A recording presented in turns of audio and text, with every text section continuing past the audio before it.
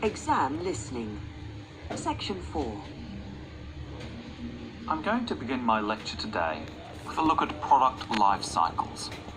Now, as we go through the product life cycle, I'll be trying to raise some issues which are important with regard to each phase of the cycle.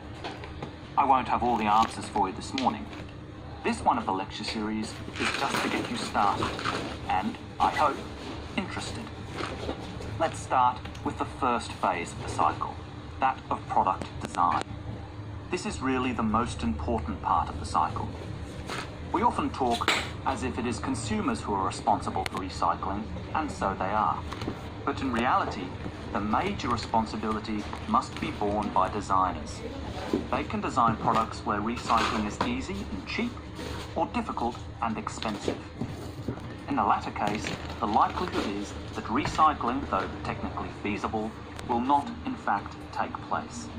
Now, don't jump ahead, because the second stage is not product manufacturing, but rather that of materials acquisition. This is the activity we do when we mine coal or other minerals, such as gold or iron or copper. In addition to mining, there is harvesting, which includes the cutting down of trees as a first step in the making of furniture or paper. Fishing. These activities have costs, which are not only money costs. Pollution is one of the extra costs.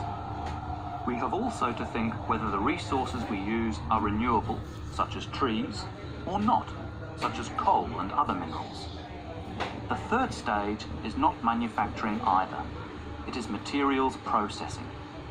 This is where we take the raw materials and use energy to change them into a form that can be used in manufacturing.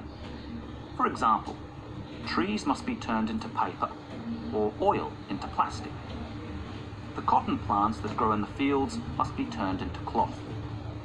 All of these activities require the use of chemical processes, and, as with all chemical processes, waste is produced, often of a dangerous kind.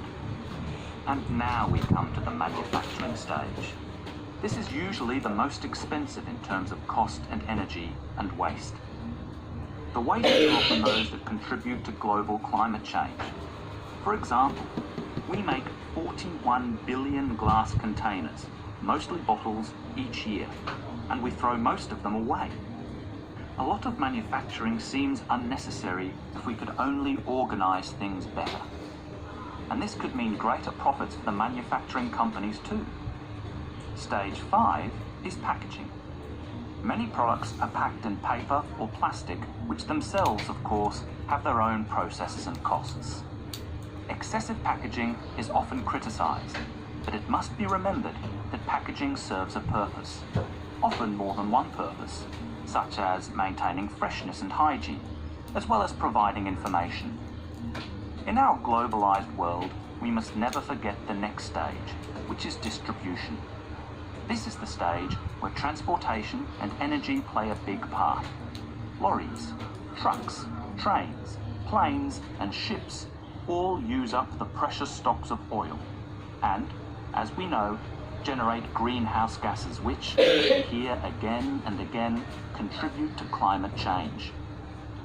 Stage 7 is the point of it all, using the product. Looking after products, using them in the recommended ways, timely repair and maintenance all reduce the need for early replacement and reduce the number of products in landfill sites. We should not encourage the purchase of single-use products, that is, products which are designed for use on one occasion only and then to be thrown away and replaced. I'm going to skip a stage for a moment and move straight on to the final stage, which is disposal, putting the product in the bin. This is the end of the life of the product, and we lose it completely. It may have only a little value, but it does have a value even at this stage of its life, even in fact when it's actually in the landfill site.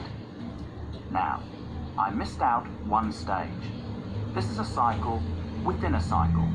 That is, within the life cycle of the product, there can be a closed loop cycle which can extract more value from the product. This is the reuse and recycle loop. It is a closed loop because, in theory, it can continue forever, though in practice, of course, this is not possible. Recycling products means that they can be used to make more of the same product. CDs, bottles, books. That they can be used to make different ones. For example, 1 pound of recycled paper can make 6 cereal boxes. And if we recycled all our newspapers, there could be a saving of 40,000 trees a day.